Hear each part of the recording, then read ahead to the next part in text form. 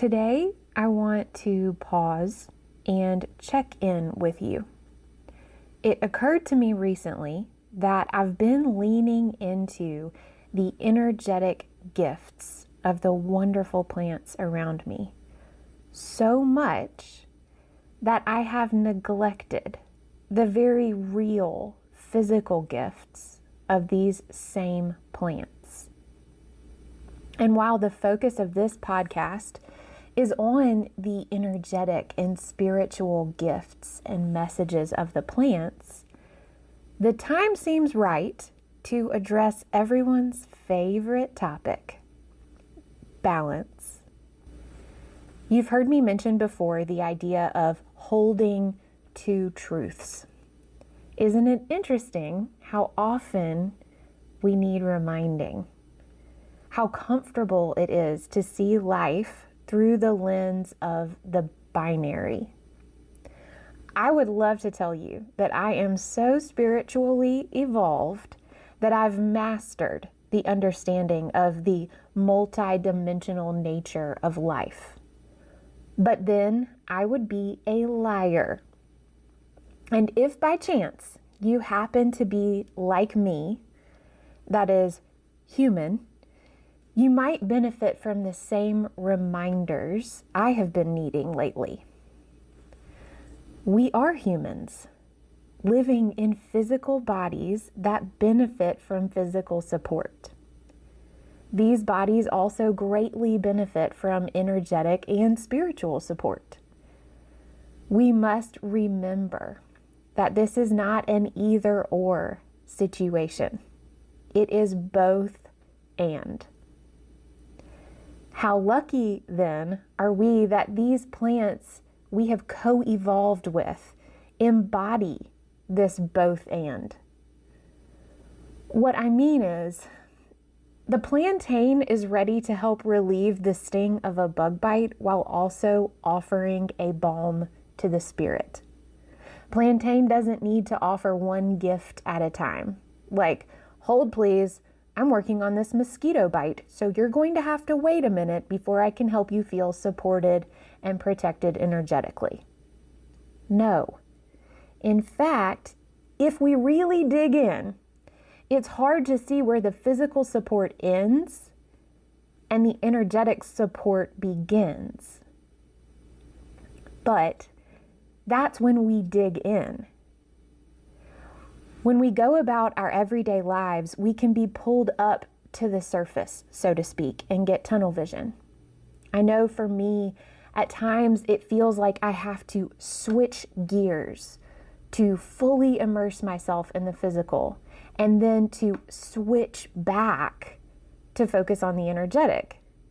And honestly, I know about myself that this is how I learn to really pay attention to one part of the whole before I can zoom out and see how it all fits into the bigger picture.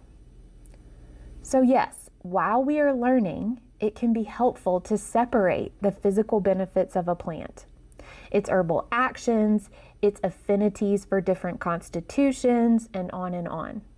Then, on the other hand, it is helpful to put that information aside and focus on the feelings, emotions, and messages of the plant spirit. What I've been doing here. We must not stop there, though. We must zoom out and see how the different aspects combine to give us insight into this plant's whole being.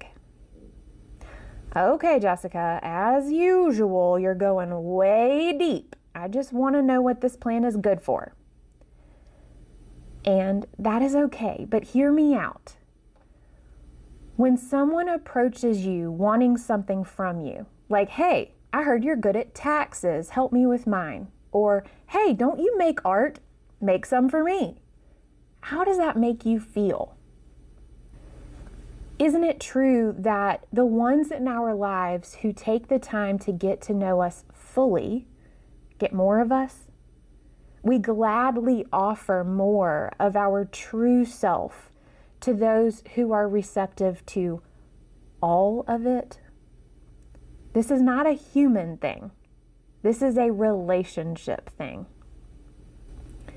So while I constantly call for relationship building with these plants, I want to be clear for myself and for you that wanting to know what a plant is, quote, good for is perfectly acceptable.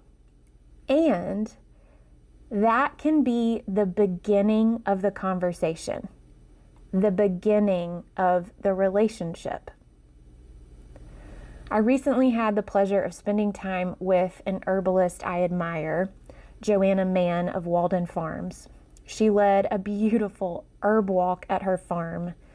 Oh, it was fantastic, sharing about the tastes and actions of familiar and unfamiliar herbs.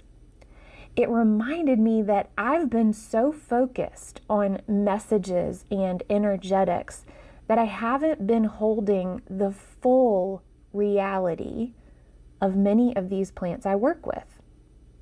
It's not wrong or bad, just limited. Now, for a lot of us, there are plants we can't grow in our gardens, or we just don't have them around us physically. That's okay too. We don't all have to grow our own plant medicine. There are so many really well-made preparations available to us. And when it comes to knowing what to do with those preparations, or even what is available to us, things can get a little confusing. We hear about teas, infusions, tinctures, flower essences, essential oils, etc., and it can all get overwhelming. And because there is no better place to start than the beginning, I will be airing a series of episodes devoted to explaining what each of these medicines is and is not, how you might use each preparation for physical healing and energetic healing. My intention is to give you a deeper understanding of the actual preparation so that you can decide for yourself what you might like to try. And coming back to the subject of this podcast, I want to do all of this while embracing and sometimes centering the plant spirit medicine available to you when using these different preparations. Whether you are familiar with these preparations or not, I invite you to come on this journey with me. As my friend Joanna so wonderfully reminded me, there is always more to learn.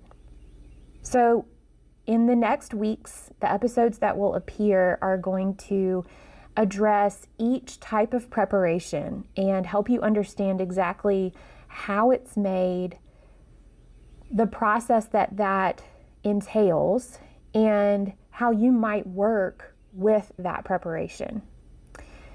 This is important because as I continue my work with these plants, it becomes more and more clear that the physical and energetic gifts don't need to be separated. In fact, can be better felt, better integrated into your healing process when they are embraced together. For instance, rosemary is a plant that I have long enjoyed working with physically.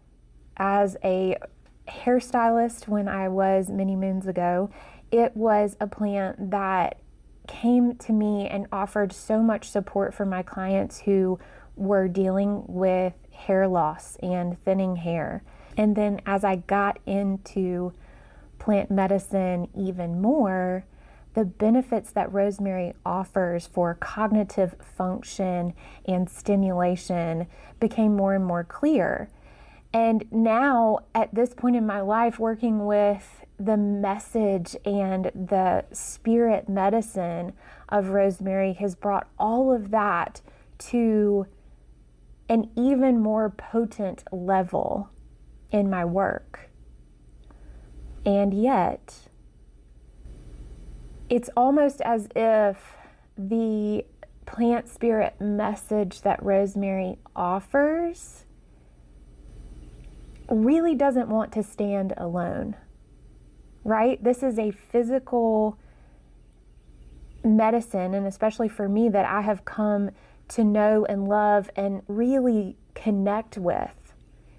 And to try to separate out those benefits and gifts and just focus on the message, I remove some of the power of the full being of rosemary. There are many plants like this. There are many plants who really come to us in certain ways and don't ask that we use them in both ways or in combinations, energetically and physically. And that's all nuance, and that is all part of this relationship building that we can go through, that each of us has access to. So I am inviting you on this journey of learning more about these different preparations so that you feel more empowered to really carry the benefit of the whole being that you're working with. I am excited and cannot wait for you to join me. And if you are local to the Birmingham or Leeds, Alabama area, or it is not too much for you to travel here, I invite you to join me in a workshop I'm hosting in person, where we will walk through the process of distilling a rosemary hydrosol. We will actually harvest the plant.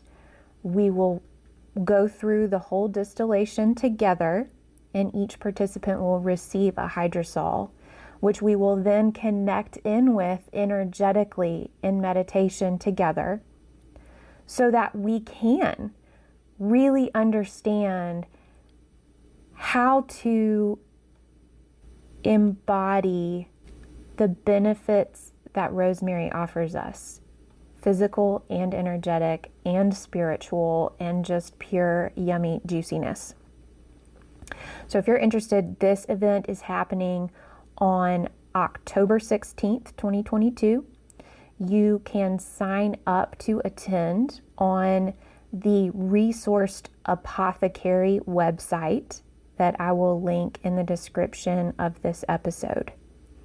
If this is something that you would like to experience and cannot make this particular workshop, please let me know. I am open to creating more experience that is tangible and real for people who want it, while also maintaining this podcast and this virtual experience where we can connect anytime and any place. Again, holding all these different truths and realities to make the most of all of this wonderful, wonderful knowledge that these plants are giving us and what we can share together. Big love, my friend.